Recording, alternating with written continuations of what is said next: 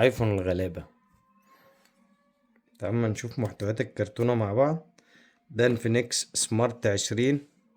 ولو حابب تشوف مراجعة كاملة للموبايل ده هتلاقيها تحت، هسيبها لك في الوصف، في وصف الفيديو ده او تحت الشورتس، مقطع الشورتس ده كده.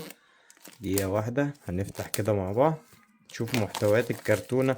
وعلى فكرة السمارت 20 ده خليفة السمارت 10 اللي هو الأكثر مبيعا في الفئة الاقتصادية.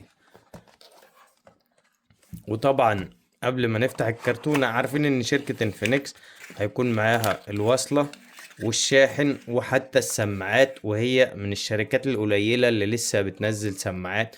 وفي بعض الشركات اساسا الشاحن نفسه ما بيكونش موجود. الشاحن ده موجود مع الجهاز، والشاحن ده بقدرة 15 واط. يبقى كده عندك محتويات الكرتونة، الشاحن والسماعات والوصل.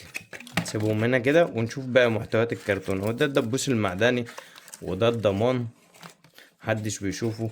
وكمان معاها سكرين مدمجة في العلبة، سكرين شفاف. والجراب بيجيلك بلون الموبايل. الجراب من الشركة في سمارت 20 بيجي بلون الموبايل. تعال بقى لما نشوف الموبايل نفسه اللي احنا بنقول عليه ايفون الغلابة. الموبايل نفسه واو عليه كتصميم بصراحة. لا، شركة انفينكس ابدعت، وبسمك 7.7 ملي. وعندك كده الاطار بالشكل ده كده. انفينكس ابدعت في تصميم الموبايل ده كشكل. وهو ده ايفون الغلابة بقى. بص الجراب بقى اما بركب عليه كده بالشكل ده.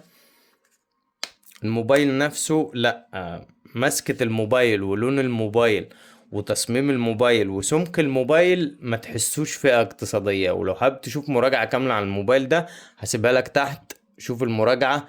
والموبايل ده بصراحة يا جماعة كفئة اقتصادية لا، الموبايل ده أبدع. انفينكس أبدعت في الموبايل ده.